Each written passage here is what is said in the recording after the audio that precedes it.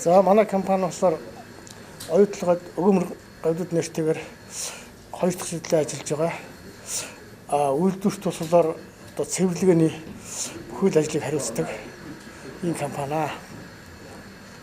Тэгээд үйлдвэрт болохоор одоо асгаралт янз бүрийн тэр хаягдал тэр тэгэл тоо шороотой орчин тэр бүхэл одоо дуудлагын газар очиж ажилладаг бид нар бол. Нэг юунд бол рефлекс ажил байна бас. Өглөө болго ирээд хийдэг цэвэрлэгээний ажлуудаа. Тэрнийхээ гадуур дандаа дуудлагаар энэ тэнд дээж авалтанд явна. Мөн юунд дааж оролцсон тоо шороотой тэр стефелмтийн газруудад дандаа явдаг. Нэг үе болоод дандаа баган дээр савлгаан дээр ажилладаг байсан бид нар. Тэгээ одоо тэнд ажиллах байсан шиг компаниас. Одоо бол дандаа цэвэрлэгээ хариуцсан явж байгаа. 3 ээлжтэй. Би өөрөө Мослор Батбаяр гэдэг хүн. Ээлж нэг ээлж ахлагч нь. Хэд нь хариуцж явдаг юм лээ. Тийм ажилтаа.